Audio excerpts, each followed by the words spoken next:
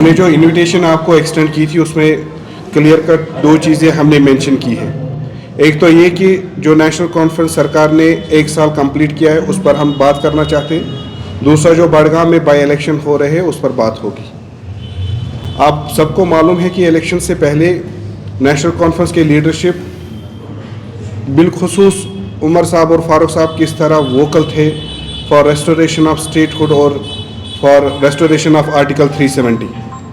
लेकिन हमने देखा कि जो ही इलेक्शन ख़त्म हुआ उनके कहने के मुताबिक उन्होंने ये प्रॉमिस किया था कि अगर जम्मू कश्मीर के अवाम ने उनको मौका दिया, मैंडेट दिया, तो पहली कैबिनेट और पहली असेंबली सेशन में ये दोनों चीज़ें जो आर्टिकल 370 और स्टेटहुड है उसको एड्रेस किया जाएगा, उसको पास किया जाएगा। लेकिन आपने देखा स्टेटहुड की रेजोल्यूशन जब लाई गई उस पर भी अपोजिशन की तरफ से, हमारी तरफ से कितना परसू किया गया कि उसमें भी लफ्ज़ों का हेर फेर रखा गया था। आर्टिकल 370 की बात कही थी ही नहीं। आज जो उमर साहब आज स्टेटहुड की बात कर रहे हैं with no power to pursue them, जो उनके पास ताकत थी वो उन्होंने गवाई। जब तक दिल्ली स्टेटहुड नहीं देती है, जब तक बीजेपी स्टेटहुड नहीं देती है मरकज़ में, तब तक हम में से कोई ओथ नहीं उठाएगा। ये इंजीनियर साहब की तब भी जब वो इंटरिम बेल पर रिलीज हुए थे तब उन्होंने उमर साहब को सजेस्ट किया था। लेकिन बदकिस्मती से उमर साहब को इख्तिदार की लत पड़ी थी। वो गाड़ियों का इंतज़ार कर रहे थे, वो प्रोटोकॉल का इंतज़ार कर रहे थे। उन्होंने लोगों की एस्पायरेशन और सेंटिमेंट्स को ताक रखकर एक without giving any thought to it उन्होंने हुकूमत संभाली। आज 1 साल पूरा हुआ, उमर साहब ये बताए शाल देकर दिल्ली जाकर यस बॉय बनकर उन्होंने स्टेटहुड की प्रोग्रेस का हमें बता दीजिए, जम्मू कश्मीर के आवाम को बता दीजिए, जिन्होंने आपको इतना बड़ा मैंडेट दिया कि उस पर क्या पेश रखते हैं, क्यों अभी तक फेल हुए। क्या कभी उन्होंने इस बारे में कोई ऑल पार्टी मीटिंग की? क्या उन्होंने कभी कोई रोड मैप दिया आवाम को, अपने एमएलएज को इंक्लूडिंग, क्योंकि ये हम सब का मैनिफेस्टो में ये था कि रेस्टोरेशन ऑफ स्टेटहुड। क्या उन्होंने कभी अपोजिशन के एमएलएज को बुलाकर, अपने एमएलएज को लेकर ये कहा कि हम किस तरह परसू कर सकते हैं, किस तरह प्रेशर कर सकते हैं सियासी तौर पर, किस तरह हम पॉलिटिकली रेजिस्ट कर सकते हैं? लेकिन एब्सोल्युटली नॉट। उनको इख्तिदार की लत थी, वो इख्तिदार एंजॉय कर रहे थे। इसी तरह 370 के मामले पर आपने देखा कि उन इलेक्शन मैनिफेस्टो में, इलेक्शन रैलीज में उन्होंने ये कहा था जो ही पहली असेंबली आएगी हम रेजोल्यूशन पास करेंगे। रेजोल्यूशन का कहीं नाम और निशान नहीं। आज फिर से असेंबली लगने वाली है। लोगों के लिए उनके पास 5 दिन है, खाली 4 या 5 दिन का बिजनेस है, वो गवर्नमेंट बिजनेस है, वो बाकी ऑबिचरी है। 2 दिन 3 दिन ऑफ है, 1 दिन इलेक्शन है। लेकिन इसमें भी उनको वक्त नहीं है कि लोगों के मामला डिस्कस करेंगे क्या, जब उनके पास कहने को कुछ है ही नहीं, चाहे वो सियासी तौर पर उनके वादे हो या फिर गवर्नेंस पर उनकी बात हो। उन्होंने कंप्लीट सरेंडर किया है। तीसरी अहम बात जो हम सब पार्टियों का एक ही कॉमन मैनिफेस्टो में कॉमन पॉइंट्स थे, मैं उनको डिस्कस कर रहा हूं, वो था रिलीज ऑफ पॉलिटिकल प्रिजनर्स। इन्होंने इलेक्शन में पार्लियामेंट इलेक्शन से लेकर असेंबली इलेक्शन तक हर जगह ये कहा कि हम पॉलिटिकल प्रिजनर्स को वापस लाएंगे, ये रिलीज के लिए कोशिश करेंगे। आज तक उमर साहब ये कहे कि क्या उन्होंने एक बार इसके बारे में कोई बात कही नई दिल्ली से, release of political prisoners?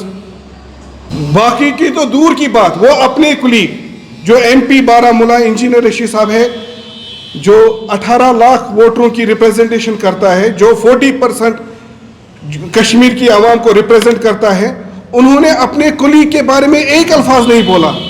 You may have thousands of differences with Rashid साहब, but at least he had been your colleague. उनके बारे में तो कम से कम आप बात करते। महबूबा जी का समझ नहीं आ रहा है। महबूबा जी कह रही है शिफ्ट कर लो, शिफ्ट कर लो, शिफ्ट कर लो। क्या महबूबा जी का मतलब ये है कि उनको कभी छोड़ा ना जाए? हमारी डिमांड ये रहनी चाहिए कि हमें रिलीज कराई दीजिए। जो पॉलिटिकल प्रिजनर्स है, जो जेलों में बंद है, जम्मू कश्मीर के जेलों के अंदर और बाहर, उनको रिलीज कर दीजिए। Instead of demanding their release, Mehbooba ji astonishingly demanding shifting of political prisoners. What does this mean, shifting of political prisoners?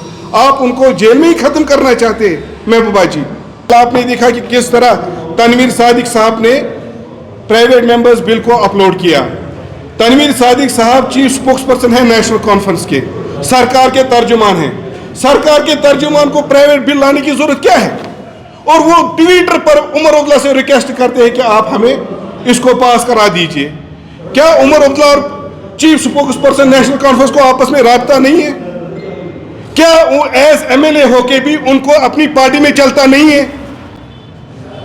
जब रूलिंग पार्टी को, रूलिंग स्पोक्स पर्सन को, रूलिंग गवर्नमेंट के स्पोक्स पर्सन को प्राइवेट मेंबर्स बिल लानी पड़ेगी, ऐसे में आप इस सरकार की हालात का अंदाजा लगा सकते हैं। फिर 1 साल हो गया, अभी भी पहले 6 महीने, फिर कैबिनेट फाइल, फिर लॉ डिपार्टमेंट। इतनी एब्सेंस है गवर्नमेंट की लॉ डिपार्टमेंट से, हमारी जनरल मेरिट स्टूडेंट्स की फाइल नहीं निकल पा रही है। इतना इसमें कुछ तो है जिसकी पर्दादारी है कि जॉब प्रॉमिस किए थे, 1 लाख जॉब्स हम देंगे। 1 लाख जॉब्स 1 साल हो गया, 20 साल कम से कम अभी तक अपॉइंट होने चाहिए थे, वो भी नहीं। इन्होंने कहा था कि हम जो भी जॉब फॉर्म्स भरेंगे उनसे पैसे नहीं लेंगे, वो लेकिन कंटिन्यू हो रहा है। हायर एजुकेशन उन्होंने कहा था फ्री देंगे, यूनिवर्सिटीज में बच्चों को फ्री एजुकेशन मिलेगी, वो तो इनके पास था, वो भी कहीं नहीं है। Dignified return of Kashmiri pandits, मुझे पता है, ये सरकार पता है कि इन्होंने 1 साल में कितनी बार पहल की, कितनी बार ये कश्मीरी पंडितों के लीडरशिप से मिले या उनकी फैमिली से मिले।